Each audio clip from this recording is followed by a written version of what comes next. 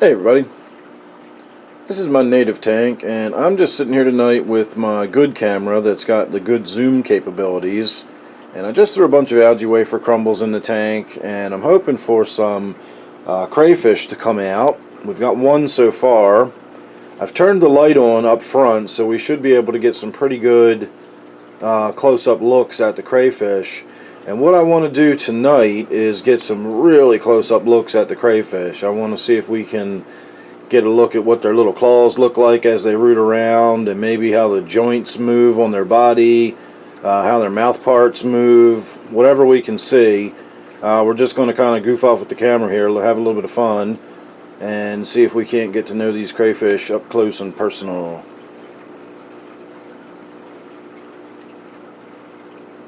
They really are bumpy and knobbly once you start looking at them really closely.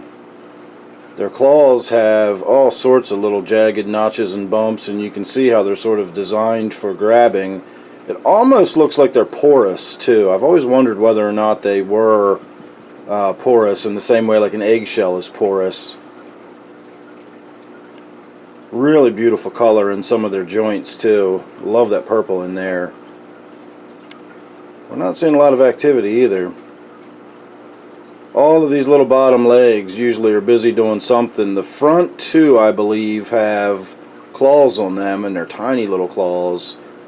And they root around and pick up stuff, and then the rest of them just sort of skitter and move, and they're the walking feet.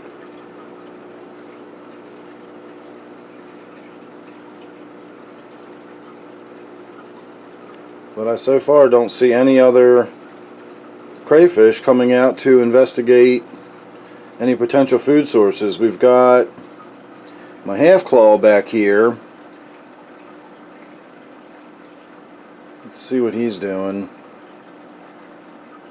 Now that looks like some grooming behavior. It's my warmouth swimming in front of the camera right there, photobombing. So that definitely looks like we've got some grooming behavior going on. Of course, all these fish are just not going to get out of the way. Let's have a close-up look at my warmouth here. There we go. Size of the mouth on that thing.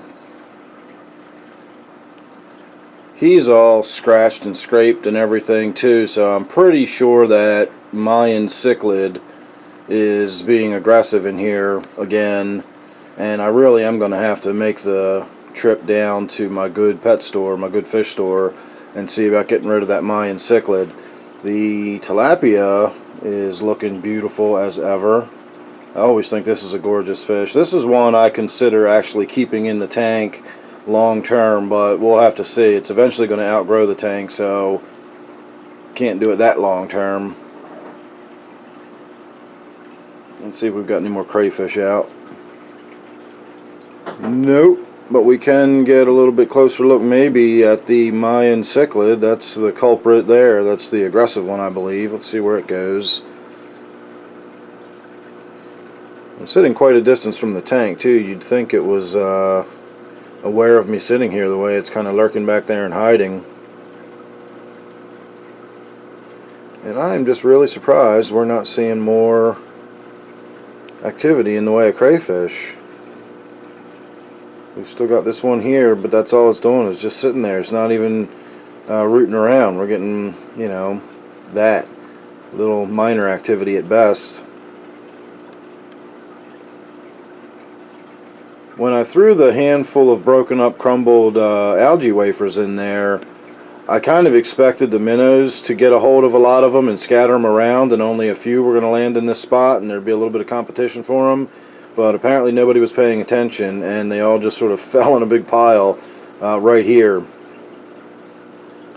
And so we're left with a big pile. Oh, we got a crayfish coming. Let me back out a little bit here so we don't get too dizzy moving.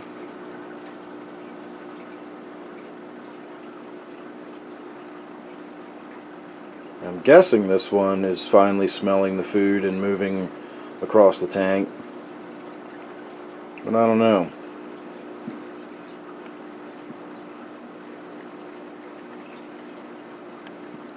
Awesome little animals though. I say this every time I video them. And believe me, for as much time as I sit here shooting video like this, I spend an awful lot more time myself just sitting here watching them. Oh, judging by that sudden stop and change of direction, I'm guessing somebody bigger and meaner is back there. And so we're just going to go ahead and head on back this way.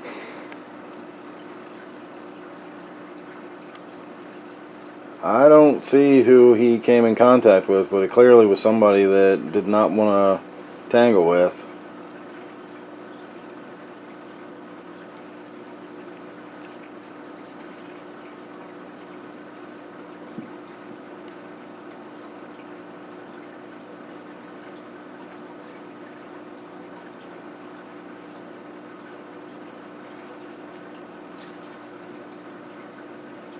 Now, if that claw wasn't in the way, we'd probably be able to see it ferrying the food up to its mouth.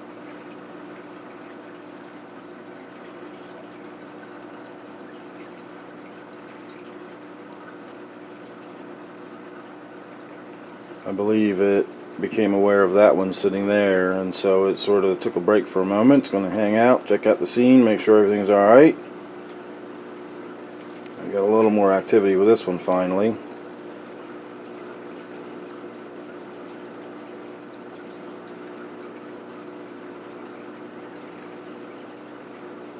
So you can see how a crayfish is a very effective bottom cleaner. They just do this all day long. They just root and forage. They're really easy to take care of. You don't have to put a whole lot of really specific food in the tank.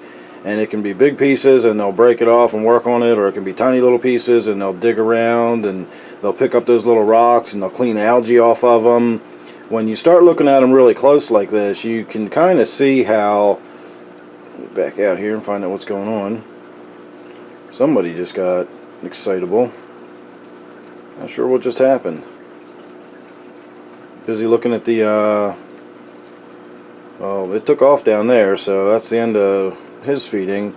I'm busy trying to use my viewfinder, and it's hard to see what's actually going on in the tank around me.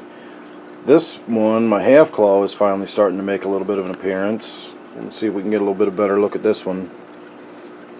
Sorry about all the crazy camera angle. It's really hard to move around when you're zoomed in like this. The slightest little movement moves the camera quite a bit. I'm actually starting to cramp up a little bit. I've been sitting here for so long holding this camera as still as I possibly can.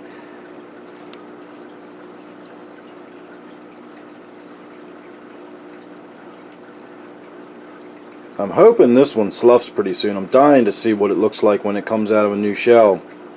I'm guessing the half claw will actually become a whole claw again. I can't imagine it's going to have like a new, slightly larger broken piece. I'm sure that claw will regenerate full size and normal. But the other claw that's missing completely, I believe, and I've actually had some viewers confirm, that when it comes back, it'll come back small, but it'll begin growing back, and then with each additional slough after that, it'll get slightly larger and larger, and eventually after a few cycles of sloughing, it'll have a full-grown claw back. Now the problem is once they get larger and they start approaching full size, they might only slough once or twice a year. When they're young, they might do it several times a year. They might slough once a month if they've got good access to food, nice warm water, and they're growing really fast. So I don't know how much. Ooh, we got another one sneaking up from behind out of the darkness back there, if you can see the silhouette.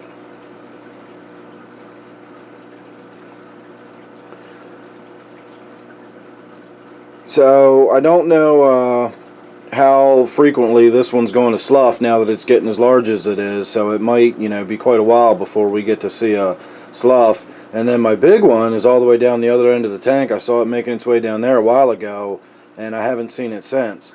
I did have one slough. I'm not sure who it was, but I did see a sloughed shell in there the other day, and I've seen two crayfish now at the same time that seem to be nearly the same size. So I think one of the medium-sized ones sloughed, and now I've got two that are pretty much comparable in size to that really big one I had. So hopefully we'll be able to get some of that on video pretty soon. But I feel like I've wound on long enough. I'm starting to get a little crampy. So we're going to go ahead and call this the end of the video. Thanks for watching. Make sure you subscribe. You never know what you're going to get with me. Don't forget, this is my native tank. Thanks again for watching. I'll see you real soon in the next one.